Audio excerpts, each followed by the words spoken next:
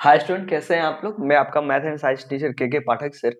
और आज हम लोग स्टडी करेंगे क्लास 10th फिजिक्स इलेक्ट्रिसिटी। तो चलिए स्टार्ट करते हैं। इलेक्ट्रिसिटी।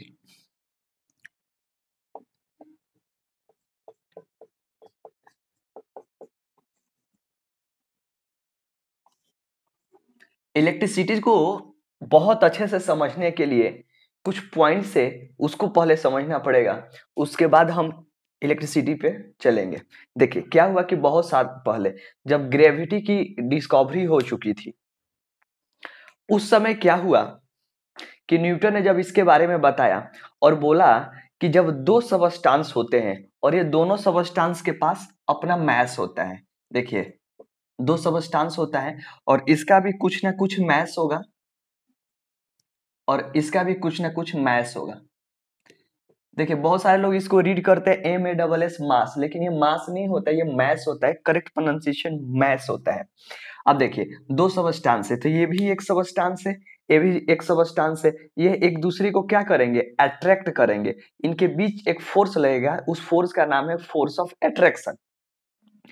मतलब कि बहुत साल पहले जब ग्रेविटी की डिस्कवरी हो चुकी थी तो बोला गया कि दो सबस्टांस के बीच में एक फोर्स कार्य करेगा और उस फोर्स का नाम होगा फोर्स ऑफ अट्रैक्शन। ये बहुत साल दूर तक चला। उसके बाद समय बीतता गया और क्या हुआ, कुछ एक्सपेरिमेंट हुआ। तो उस एक्सपेरिमेंट में देखा गया कि कुछ चीजें हैं जो एक दूसरे के तरफ अट्रैक्ट कर रहा है, लेकिन कुछ चीजें हैं जो एक दूसरे को क्या कर रहा है, एक दूसरे के तरफ अट्रैक्ट नहीं बल्कि रिपेल कर रहा है। रिपल्सन का फोर्स लग रहा है। मतलब कि कुछ चीजों में फोर्स ऑफ अट्रैक्शन लग रहा था और कुछ चीजों में फोर्स ऑफ रिपल्सन लग रहा था। तब ये सोच रहे थे लोग कि ये क्या होता है, तो उसी का नाम दिया गया जिसका नाम होता है चार्ज। CHARGE, चार्ज बोला गया। Are you getting my point. अब ध्यान दीजिएगा, दो चीजें होती है, एक मैस होता है और एक वेट होता है। ये भी समझ लीजिए ये होता क्या है। जो ये मैस होता है, मैस, ये can't change according to place. या प्लेस के अकॉर्डिंग टू मैस हमारा जो होता है वो चेंज नहीं होता है। और ये जो वेट होता है चेंज अकॉर्डिंग टू प्लेस। अब प्लेस का मतलब ये मत समझिएगा जैसे दिल्ली में कोई बंदा है, कोई यूपी में चला गया तो उसका चेंज हो जाएगा, ये गुजरात में चला गया वहां पे चेंज हो जाएगा। इसका मतलब ये नहीं है। इसका मतलब ये हुआ कि एक प्लेनेट से दूसरे प्लेनेट पे, जैसे मान लीजिए कि चाहे सैटेलाइट्स पे दूसरे चले गए, जैसे मान लीजिए कि मून पे हम चले गए। जैसे अर्थ पे मान लीजिए आपका जो वेट है 60 kg का है। अर्थ पे वेट आपका 60 kg का है, लेकिन आप जब मून पे जाइएगा ना तो आपका जो वेट हो उस 60 का 1/6 हो जाएगा।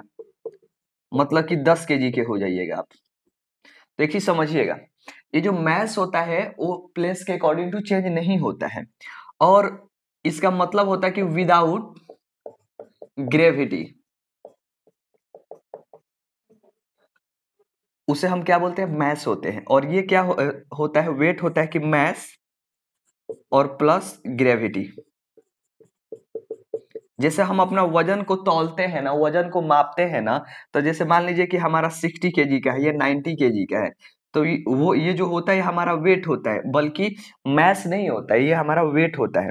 और अगर हम मून पर चले जाएंगे तो 60 kg का है तो 10 kg के हो जाएंगे हम।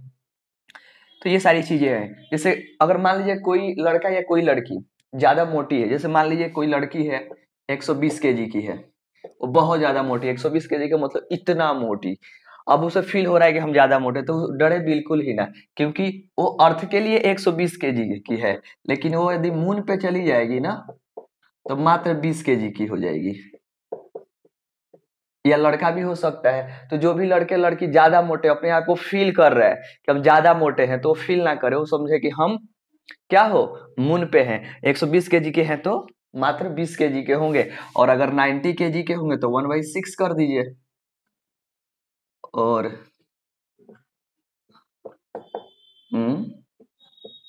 15, तो 15 kg के हो जाएंगे, 50। तो फील करें कि हम मात्र कितने केजी के, 15 केजी के है, जो लड़की 90 केजी की होगी वो फील करे कि मैं 15 केजी की हूँ। ठीक है, तो आपको ऐसा कुछ फील नहीं होगा।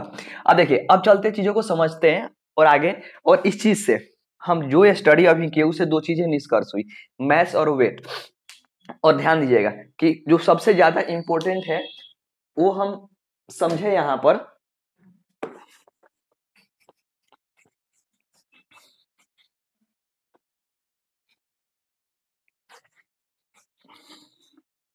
दो पॉइंट नोट कीजिएगा आप लोग। पहला पॉइंट ये कि जहां पे केवल और केवल ओनली और ओनली फोर्स ऑफ अट्रैक्शन लगे उसे हम ग्रेविटेशनल फोर्स में स्टडी करते हैं।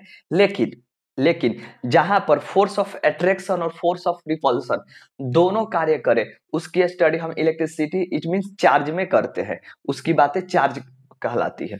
अब इलेक्ट्रिसिटी क्या होता है इसके बारे में स्टडी कर लेते हैं। इसका डेफिनेशन लिखना हो तो लिख सकते हैं कि electricity is the branch of physics in which we study about charge particles, either it rest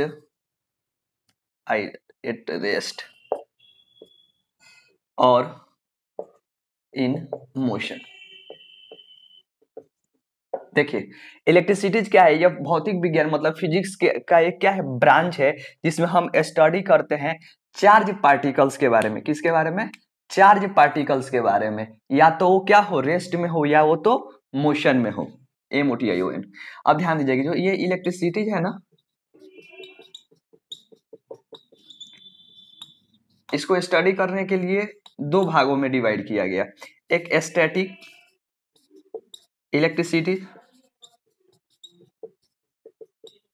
और दूसरा बोला गया डायनेमिक इलेक्ट्रिसिटी। इसी का नाम होता है करंट इलेक्ट्रिसिटी।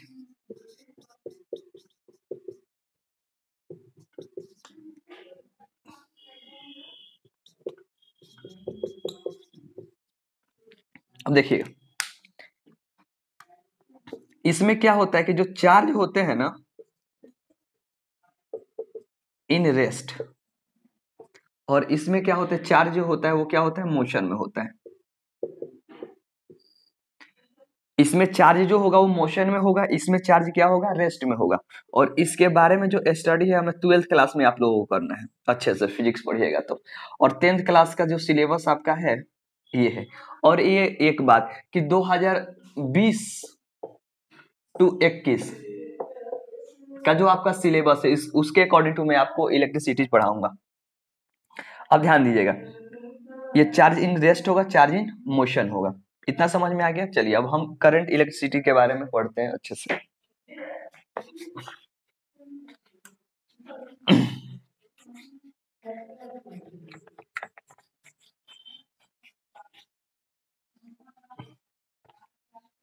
देखिए,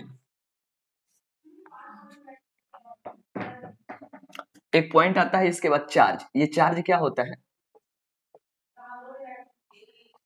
चार्ज को समझने के लिए सबसे पहले है कि देखिए ये होगा कि चार्ज एक सबस्टेंस, मान लीजिए यह एक सबस्टेंस है, तो ये जो चार्ज होता है ना, इस सबस्टेंस का क्या है, एक फंडामेंटल प्रॉपर्टी है जिसके कारण ये फील कराता है, ठीक है, फोर्स ऑफ अट्रैक्शन और फोर्स ऑफ रिपल्सन का। चार्ज क्या है? चार्ज एक सबस्टेंस का, किसी भी सबस्टेंस का एक फंडामेंटल क्या है, प्रॉपर्टी है जो फील कराता है फोर्स ऑफ अट्रैक्शन और फोर्स ऑफ रिपल्सन जब यह किसी दूसरे चार्ज पार्टिकल के कांटेक्ट में आता है। इसका डेफिनेशन भी लिखा हुआ है यहाँ पर, आप लोग राइट डाउन कर लीजिएगा कि it is a fundamental property of a substance due to which it can feel force of attraction और repulsion when it comes in contact with another charge particles. अब ये चार्ज पार्टिकल्स मतलब कि ये जो चार्ज है ये टू टाइप्स के, एक होता है पॉजिटिव और एक होता है नेगेटिव, और ये होता है पॉजिटिव। देखिए प्रोटॉन जो होता है ना, प्रोटॉन के पास क्या होता है, पॉजिटिव चार्ज, और इलेक्ट्रॉन के पास क्या होता है, नेगेटिव चार्ज। इसके पास होता है 1.6 इंटू 10 का पावर माइनस 19 कूलम, और इसके पास होता है प्लस 1.6 मल्टीप्लाई 10 का पावर माइनस 19 कूलम। देखिए एक क्वेश्चन है यहाँ पे जो आप लोगों को बहुत अच्छे से आना चाहिए, कि क्वेश्चन अक्सर ये पूछा जाएगा कि इलेक्ट्रॉन के पास मोर चार्ज होता है या प्रोटॉन के पास मोर चार्ज होता है, तो आपका क्या आंसर होगा कि देखिए सर कि नेगेटिव लगा हुआ है। आप बोलिएगा कि देखिए सर कि नेगेटिव लगा हुआ है, इसका मतलब कि नेगेटिव है तो जीरो से छोटा है, और ये पॉजिटिव है तो इसका मतलब क्या होगा कि ये वाला कम होगा, ये वाला ज्यादा होगा। लेकिन ऐसा कुछ नहीं होता है। जो ये साइन है ना नेगेटिव और पॉजिटिव का, वो इसके बिहेवियर को शो करता है। और जो ये चार्ज होता है दोनों पे, बोथ के पास क्या होता है, सेम होता है। मतलब हम बोल सकते हैं कि बोथ हैव इक्वल चार्ज, मतलब इलेक्ट्रॉन और प्रोटॉन दोनों पे क्या होता है, चार्ज इक्वल होते हैं। लेकिन ये जो साइन है वो इनके बिहेवियर को रिप्रेजेंट करता है। बिहेवियर का मतलब क्या होता है कि जब आप किसी के साथ रहते हो तो पता चलता है कि रहने खाने पीने उससे बात करने का उसका बिहेवियर क्या है। ठीक है, are you getting my point. चलिए अब आगे के समझते हैं, इसमें कुछ पॉइंट्स है और ध्यान रखिएगा। ये जो चार्ज होता है, चार्ज का जो यूनिट होता है वो क्या होता है, कूलम होता है। तो इसके बारे में कुछ अगर पॉइंट अगर आपको लिखना हो तो आप लिख सकते हैं। पहला एक चीज ध्यान दीजिएगा कि अगर नेगेटिव नेगेटिव मतलब कि माइनस माइनस या प्लस प्लस सेम चार्ज हो तो ये रिपेल करेगा, और प्लस माइनस या माइनस प्लस करेगा तो अट्रैक्ट करेगा। ठीक है, अब ध्यान दीजिएगा पहला जो पॉइंट है वो इसमें हम ये लिख सकते हैं कि like charge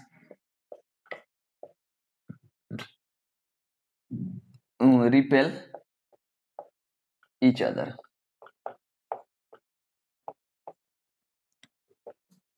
Unlike charge attract each other। ठीक है, तीसरा पॉइंट क्या लिख सकते हैं, SI unit of charge equal to होता है, देखिए कूलम, और इसे कैपिटल सी से क्या करते हैं, रिप्रेजेंट करते हैं। ठीक है, उसके बाद फोर्थ पॉइंट इसमें लिख सकते हैं कि बोथ है मतलब कि इलेक्ट्रॉन और proton both have equal charge. ठीक है, और ये तो मैंने लिखवा दिया, बस इतना ही है इसमें। सबसे पहले डेफिनेशन लिख लीजिएगा चार्ज को, उसके बाद ये सारा पॉइंट लिख लीजिएगा आप लोग। आशा करता हूँ समझ में आ गया होगा चार्ज। चलिए चार्ज के बाद एक पॉइंट है उसके बारे में स्टडी करते हैं।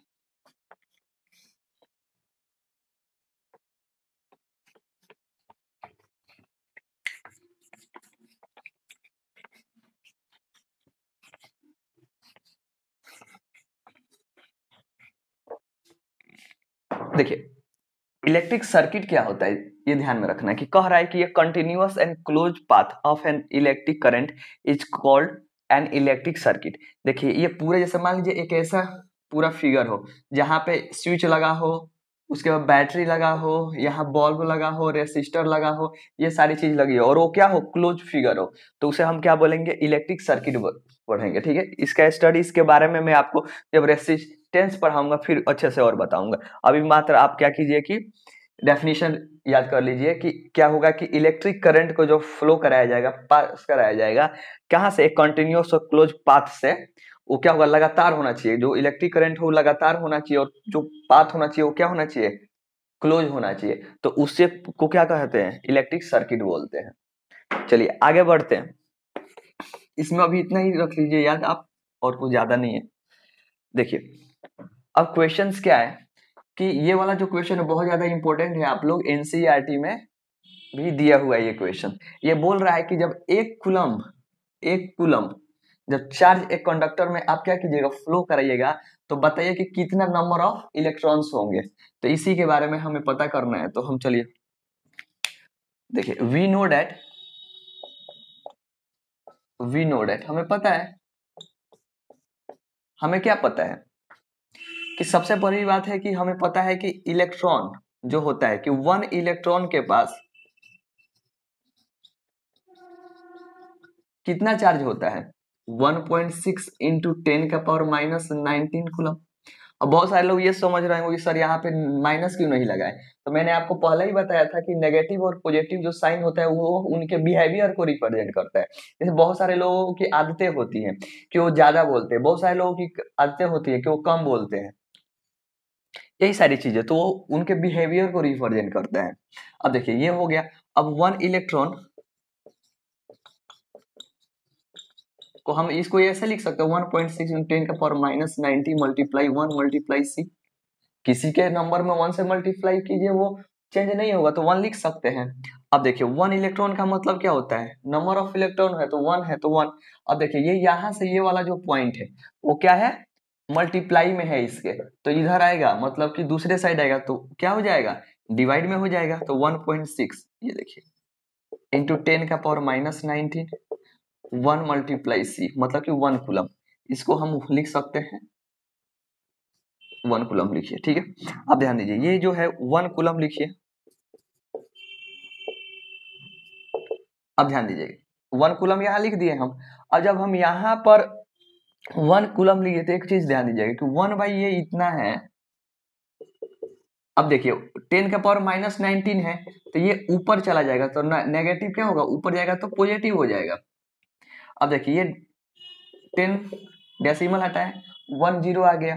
अब ध्यान दीजिए इसको हम लिख सकते हैं 10 इंटू 10⁻18 लिख सकते हैं बिल्कुल 16। अब ध्यान दीजिए 10 10 को मल्टीप्लाई कीजिएगा 100/16, ठीक है। और जब इसको डिवाइड कीजिएगा तो 6.25 इंटू 10⁻18, ठीक है, 1 कूलम। देखिए इसका मतलब क्या हुआ कि 1 कूलम एक कंडक्टर में जब 1 कूलम आप चार्ज अप्लाई कीजिएगा तो उसमें जो टोटल नंबर ऑफ इलेक्ट्रॉन होंगे वो होगा 6.25 इंटू 10⁻18। देखिए डिवाइड कीजिएगा, जैसे 100 में डिवाइड कीजिएगा जब 16 से ना तो 6.25 आएगा। आप लोगों को यकीन नहीं हो तो करके देख लीजिएगा। चलिए आई थिंक दैट आगे स्टडी करते हैं और उसके बाद का जो पॉइंट है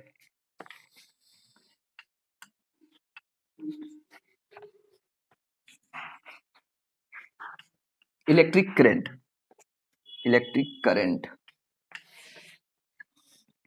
देखिए इलेक्ट्रिक करंट पढ़ते हैं। इलेक्ट्रिक करंट होता क्या समझिए।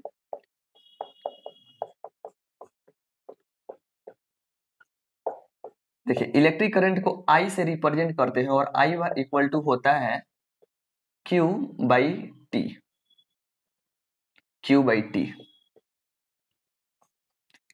ये T फॉर टाइम और जो चार्ज।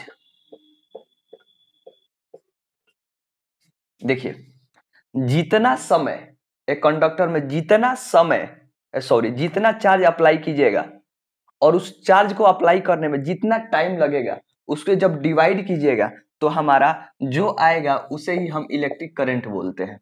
इलेक्ट्रिक करंट का डेफिनेशन भी है यहाँ पर कि the rate of flow of electric charge through a conductor, मतलब कि the rate of flow of electric charge through मतलब उससे अ कंडक्टर इज कॉल्ड, क्या बोलते हैं इसको, इलेक्ट्रिक करंट बोलते हैं। और electric current I equal to Q/T होता है और इसका जो यूनिट होता है वो क्या होता है, SI unit of electric current क्या होता है, एम्पियर होता है।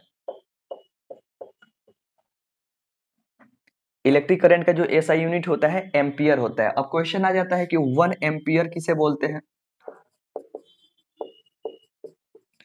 ध्यान दीजिए कि 1 कूलम का चार्ज 1 सेकेंड तक अप्लाई करेंगे, 1 कूलम का चार्ज 1 सेकेंड तक अप्लाई करेंगे तो जो आएगा उसे ही 1 एम्पियर कहते हैं। मतलब कि 1 एम्पियर क्या होता है कि 1 एक कंडक्टर है एक कंडक्टर है, उस कंडक्टर में 1 कूलम चार्ज क्या करते हैं, अप्लाई करते हैं 1 सेकेंड तक, तो उसे ये क्या बोलेंगे, 1 एम्पियर बोला जाता है। एक चीज और ध्यान देना है कि इलेक्ट्रिक जो करंट है इसका और भी यूनिट होता है, एक और होता है आपका मिली एम्पियर। मिली एम्पियर, तो 1 मिली एम्पियर को 10 का पावर -3 एम्पियर होता है, 1 यहाँ 1 लिख लीजिए। और ये हो गया 1 माइक्रो एम्पियर होता है, 1 माइक्रो एम्पियर इक्वल टू हो जाएगा 10 का पावर -6 एम्पियर। ये एम्पियर से ये छोटे होते हैं सारे के सारे। समझ में आ गया इलेक्ट्रिक करंट। अब इलेक्ट्रिक करंट में ये इतना था। और हाँ, एक पॉइंट और ध्यान देना है कि इलेक्ट्रिक करंट को जिस इंस्ट्रूमेंट से मेजर किया जाता है उसका नाम है एमीटर। एमीटर से इसको मेजरमेंट किया जाता है, मापा जाता है। और कुछ तो नहीं है। चलिए अब ध्यान दीजिएगा type of electric current. Type of electric current देख लेते हैं।